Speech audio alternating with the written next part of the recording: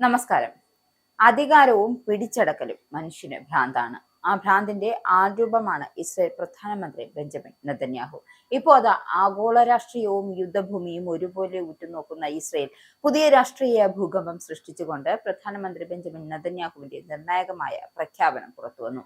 ഇനി എന്താണ് ആ നിർണായക പ്രഖ്യാപനം എന്നറിയണ്ടേ? അതായത് തന്റെ രാഷ്ട്രീയ അധികാരം വിട്ടു നൽകാനോ മതിയാക്കാനോ തനിക്ക് സൗകര്യമില്ല എന്നതാണ് ഇപ്പോൾ പറഞ്ഞിരിക്കുന്നത്.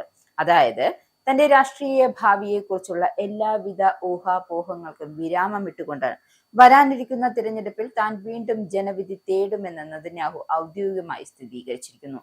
കേവലം മത്സര രംഗത്ത് ഉണ്ടാകും എന്നത് മാത്രമല്ല, വീണ്ടും അധികാരത്തിൽ തുടരുക എന്ന ലക്ഷ്യത്തോടെയാണ് താൻ ഇറങ്ങുന്നത് എന്നാണ് നെതന്യാഹു പറഞ്ഞു വെക്കുന്നത്. പ്രധാനമന്ത്രിയുടെ ഓഫീസിൽ നടന്ന പ്രത്യേക പത്രസമ്മേളനത്തിൽ ഞാൻ മത്സരിക്കാൻ പോകുന്നു, വിജയിക്കുകയാണ്, അതായത് വിജയം മാത്രമാണ് എന്റെ ലക്ഷ്യം എന്ന് അദ്ദേഹം ഉറക്കെ പ്രഖ്യാപിച്ചു.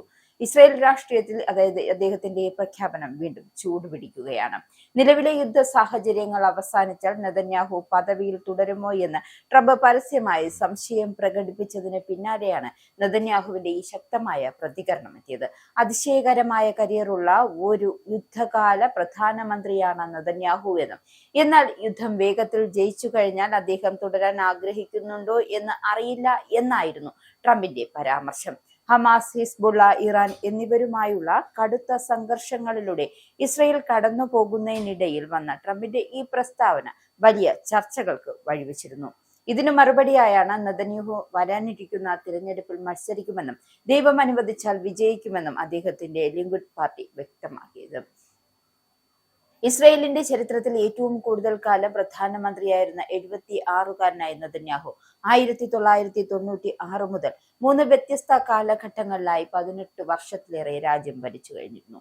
ആദ്യമായി ജയിക്കുമ്പോൾ ഏറ്റവും പ്രായം കുറഞ്ഞ പ്രധാനമന്ത്രിയായിരുന്ന അദ്ദേഹം 2019 ഡേവിഡ് ബെൻ ഗുരിയന്റെ റെക്കോർഡ് മറികടന്നു. ഇറാന്റെ ആണവ മിസൈൽ ശേഷികളെ തന്റെ സർക്കാർ തകർത്തെറിഞ്ഞുവെന്നും സൈനിക നേട്ടങ്ങൾ ഉയർത്തിക്കാട്ടിക്കൊണ്ടാണ് നെതന്യാഹു ഇപ്പോൾ പുതിയ പോരാട്ടത്തിന് ഇറങ്ങുന്നത്. വരാനിരിക്കുന്ന തെരഞ്ഞെടുപ്പിൽ ഇസ്രായേലിന്റെ സുരക്ഷയും യുദ്ധത്തിന് ശേഷമുള്ള അമേരിക്ക ഇറാൻ കരാറിന്റെ ഭാവിയും നിർണായക ഘടകങ്ങളാകുമെന്നതിൽ യാതൊരുവിധ സംശയവുമില്ല.